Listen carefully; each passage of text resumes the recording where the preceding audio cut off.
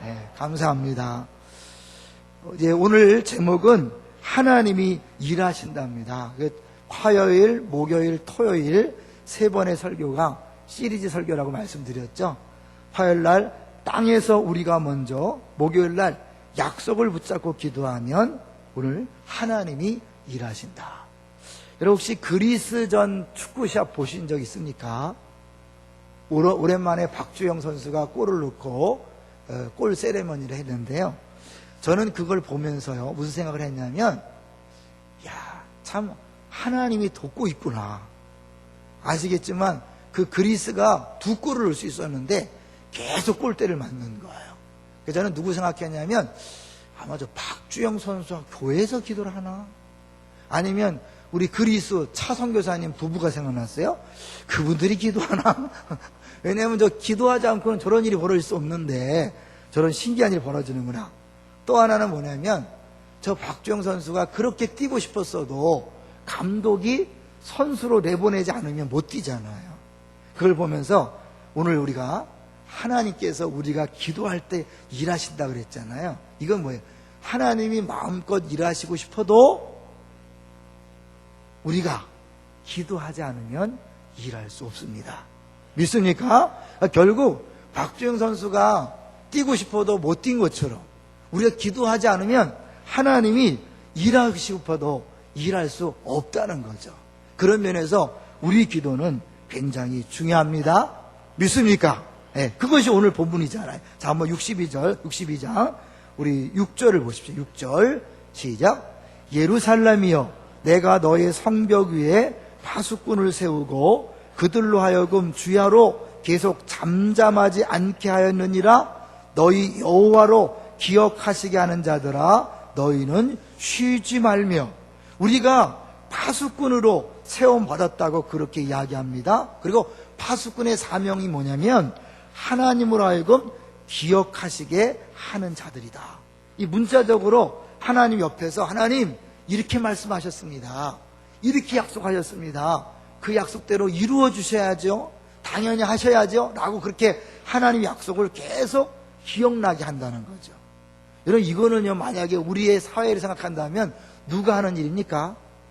오늘 이러이러한 일이 있습니다, 여기 참석해야 합니다, 이런 모임에 참석해야 합니다. 누가 하는 거죠? 참모들이, 비서진이 하는 일입니다. 그러니까 하나님이 우리들을 어떻게 해요? 하나님 일에 비서진을 쓰는 거예요. 이해되시죠? 참모로 쓰시는 거예요. 그래서 우리가 옆에서 하나님 이런 일 하실 시간이 됐습니다, 하셔야 합니다, 이렇게 약속하셨습니다, 말씀하셨습니다, 그러니 하시지요 라고 말씀할 때 하나님이 일하신다는 거예요. 그래서 기도는 상급이라고 얘기해요. 기도는 우리를 위해서 기도하는 것처럼 보이지만 하나님은 우리가 기도할 때 그 기도를 통하여 우리에게 상이 있다고 말씀합니다. 우리 수요일날 나오시는 분들은 한번 들으셨겠지만 한번 성경을 잠깐 볼게요. 마태복음 6장으로 한번 가보세요. 마태복음 6장. 이제 수요일에 산상수훈을 계속해서 강의하고 있는데요, 이 기도의 상 얘기를 해요. 마태복음 6장, 신약 처음이니까 찾기 쉽죠. 6장 5절을 보세요. 6장 5절. 6장 5절 시작. 또 너희는 기도할 때에 외식하는 자와 같이 하지 말라.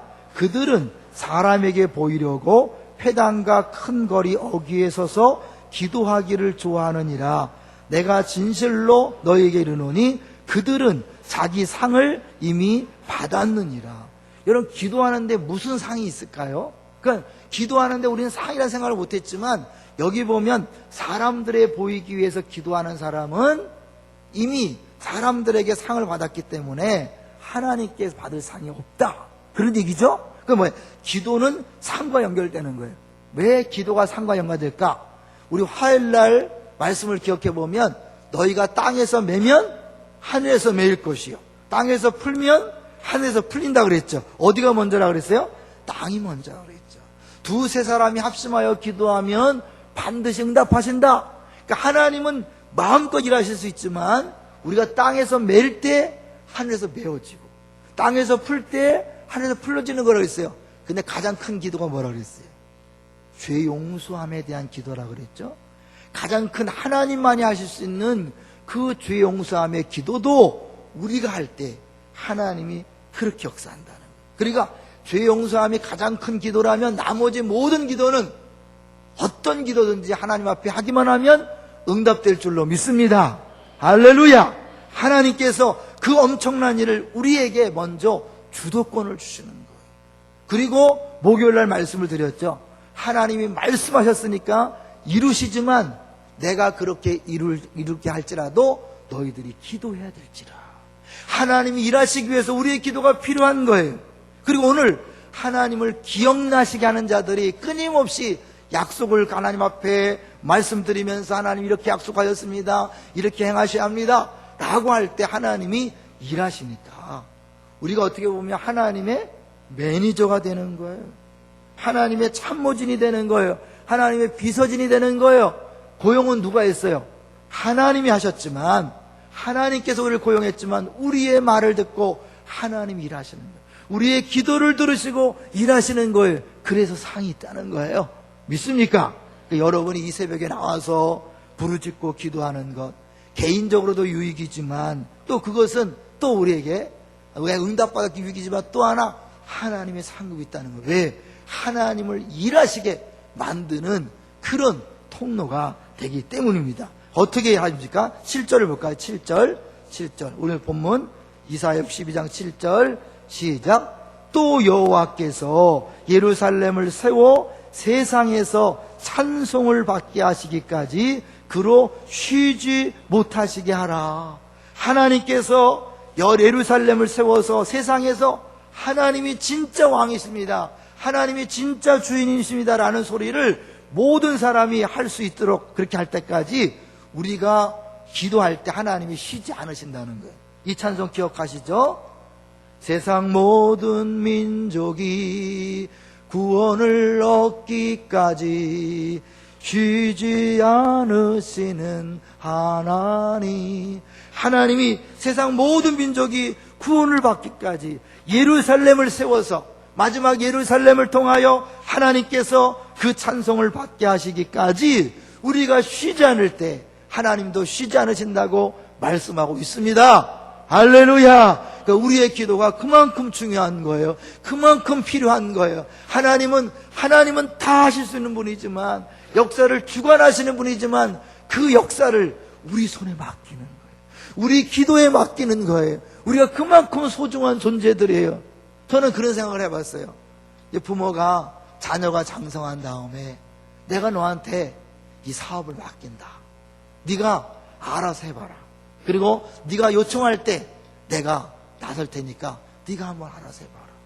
분명히 주인이고 책임자는 부모이고 왕은 하나님이시지만, 그럼 어떻게 우리에게 맡겨서 네가 한번 마음껏 해보, 네가 기도한 대로, 네가 원하는 대로, 네가 요청하는 대로 내가 일할 것이다 라고 그렇게 말씀하고 있는 거예요. 그런데 그 요청은 어떠한 것이든지 하나님께서 하실 수 있는 능력이 있기 때문에 뭐든지 말하러 가는 거예요. 묵상할수록 너무 놀라운 거예요. 하나님이 왕이시지만 우리에게 그것을 맡기셔서 우리가 기도함으로, 우리가 계획하고 우리가 진행함으로 하나님의 일이 이루어지게 하신다. 너무 멋지지 않습니까? 여러분 그 일에 부름받고 이 자리에 참석한 줄로 믿습니다. 그러니까 어떻게 하겠어요? 내 개인의 기도 제목만 하면 안 되겠죠. 우리 교회를 위해서 기도해 주십시오. 나라를 위해 기도해 주시고 열방을 위해서 기도해 주십시오. 여러분의 기도를 통하여 하나님께서 일하십니다. 이제 한 이야기를 하면서 같이 말씀을 정리해 보려고 합니다. 태국 선교사의 간증이에요. 여기 국민일보에 나온 내용을 제가 봤는데요. 이분이 이제 사실 파송할 데가 없어서 간신히 자기가 스스로 파송장을 만들어서 나가신 분이에요. 그런데 이제 태국 오지 마을에 갔는데 거기 사역 현지 전도사가 있는 거예요. 그래서 물었대요. 여기서 뭘 하고 싶으냐? 그랬더니 이분이 교회를 세우고 싶다. 근데 그 얘기를 들으면서 너무 당연한 얘기지만 자기가 이제 이 교회를 세워야 되겠다는 그 말을 들으면서 약간은 부담이 됐다는 거예요. 왜냐하면 누가 과연 할 것인가? 누가 도와줄 것인가? 그 심정을요, 이렇게 표현해서 제가 한번 읽어볼게요. 나의 형편을 둘러보니 사방이 막힌 방 안에 혼자 앉아있는 꼴이다. 처음 태국에 선교사로 올 때 파송 예배도 드리기가 어려워서 파송장도 내가 만들어서 왔는데 누가 교회를 세우도록 도와줄 수 있을까? 그래도 하나님께서 처음 시작부터 교회를 세울 수 있는 곳에 교회를 세울 수 있도록 기도하지 않았는가? 하나님께서 내 입을 열어 기도하게 하신 것이라고 믿는다. 우리가 기도하는 거 우리가 하는 게 아닌 거죠. 결국 하나님께서 우리 입을 열어 기도케 하시고 그대로 행하시는 거죠. 하나님의 일하심은 그야말로 신묘막측하다. 방콕으로 돌아온 지 채 일주일도 안 돼요. 한국의 목사님이 전화를 하셨다. 뭐라고 했냐면, 선교사님, 태국에 교회 세울 곳 없습니까? 정말 생각할 때는 도저히 불가능해 보고 아무도 도와줄 사람이 없는 것처럼 보였지만, 기도했을 때, 태국 오지에서 기도했을 때 일주일도 안 돼서 하나님께서 한국 목사님을 통하여 태국에 교회 세울 수 없습니까? 라고 그렇게 전화를 하겠다는 거예요. 태국 오지에서 기도했는데 한국에서 응답했어요. 한국에 기도할 때 전 세계 어디에서나 하나님이 일하실 수 있는 줄로 믿습니다. 그렇다면 여기서 기도할 때 안방에 누워있는 남편, 하나님 일하실 줄로 믿습니다. 우리 지금 집안에 우리가 기도하는 제목들이 있잖아요. 남편과 아내와 자녀와 부모들을 위한 기도 하실 수 있죠. 수요일 날 김희중 목사님의 성령의 나타나심을 얘기하잖아요. 한 방에 변화될 수 있다. 할렐루야. 주님이 하시면 가능합니다. 여러분, 조건과 환경과 가능성을 보지 마세요. 우린 기도할 때도 가능성을 봐요. 될까 말까. 좀 될 것 같으면 기도하고 안 될 것 같으면 포기하고 낙심하고 좌절해요. 아니요, 안 될 것 같을 때 더 기도하세요. 안 될 것 같기 때문에 하나님이 일하실 수 있어요. 왜? 그래, 하나님 영광이 온전히 드러나니까 믿으니까 불가능해 보이는 부분을 더 믿음으로 기도하세요. 더 확실하게 기도하세요. 언제까지? 주님이 일하실 때까지. 예루살렘을 세워 찬송을 받게 하시기까지 쉬지 못하시게 하라고요. 주님이 일하실 때까지, 그분이 완성할 때까지 계속 기도하는 거예요. 조금 안 된다고 낙심하거나 좌절하지 마세요. 우리가 일주일 동안 했는데 어떻습니까? 혹시 응답이 왔습니까? 아니면 응답의 김이라도 왔습니까? 오신 분도 있을 거예요. 주님께서 붙들어주기 위해서 분명히 우리 가운데 응답이 이미 오신 분도 있을 거예요. 근데 6일 동안 계속했지만 아무것도 없는 분도 있을 수 있다 없다? 있어요. 언제 될까요? 주님의 때에 되는 것입니다. 그것이 이기동 목사님이 첫날 설교했던 내용이잖아요. 하나님께서 비를 내리게 하실 때까지 주님이 엘리야를 미리 믿음으로 준비시켰다가 850대 1에 그 기도 전쟁을 통하여 하나님 불로응답했고, 그리고 몇 번 기도했죠? 몇 번? 7번 기도했어요. 7번 기도했을 때 뭐가 떠올랐다고요? 손바닥만한 구름. 몇 번 때까지는 안 떠올랐죠? 6번 때까지는 아무것도 없었어요. 아무것도 나타나지 않았어요. 7번째 손바닥만한 구름이 떠올랐을 때 됐다! 마차를 준비하고 달려가서서. 왜? 그런 믿음이 있었기 때문입니다. 일단은 40일을 한번 채워보시죠. 네? 여러분, 하나님의 큰 역사가 있을 줄로 믿습니다. 얘기했잖아요. 우리가 응답받는 것도 중요해요. 그것도 정말 기도하는 데 중요한 일이에요. 그러나 그 기도 자체가 누가 일하시게 하는 것이다? 하나님이 일하시게 하는 것이니까 어마어마한 하나님 나라의 역사에 일꾼이 되는 것입니다. 할렐루야. 매일 새벽에 나오는 게 여러분 자체가 하나님의 일을 하는 거예요. 나를 위해 나오는 것이 아니라 하나님을 위해 나오는 거예요. 하나님 나라를 위해 나오는 거예요. 얼마나 멋진 일입니까? 이 일에 우리를 동원하시고 우리를 쓰시는 거예요. 이게 40일 내내 하나님이 큰 역사를 이루실 것입니다. 나는 기도 안 하지만 저쪽 구석에서 누군가 하나님, 우리 성도들, 이 새벽에 달려나온 성도들, 이런 은혜를 주십시오. 가정에, 직장에, 사업장에 이런 은혜를 주십시오. 누군가 기도할 때 그 기도 때문에 하나님이 일하시고 있단 말이에요. 그리고 여러분의 기도를 통하여 전혀 알지 못하는 사람에게 때로는 치유와 회복의 역사가 있고, 또 물질의 문제가 해결되고 자녀가 돌아오는 그런 역사가 있을 수 있어요. 그래서 40일 동안 우리 교회와 관계된 모든 영역에, 여러분의 가정과 직장과 일터에 하나님께서 움직이고 있을 거예요. 왜? 기도하고 있잖아요. 우리는 40일 동안 어마어마한 그런 복을 누리며 살게 될 것입니다. 이제 우리가 하나만 더 얘기할 것은요, 안 나오시는 분들을 위해서 한 번 더 추천했으면 좋겠어요. 제가 말씀을 묵상하는데 그런 생각이 들었어요. 심청이 생각이 났어요. 심청이 뭐냐면, 심청이가 왕비가 돼서 잔치를 벌리죠. 누구를 위해서? 아버지가 올 때까지 잔치를 벌려요. 수많은 거지들이 오지만 결국 그 잔치는 누구를 위한 거예요? 그 아버지 한 사람을 위한 거예요. 우리가 40일 동안 하나님이 잔치를 벌렸는데 누구를 위한 걸까요? 여기 나와 있는 우리 한 사람 한 사람 모두가 하나님이 기다리시는 사람인 줄로 믿습니다.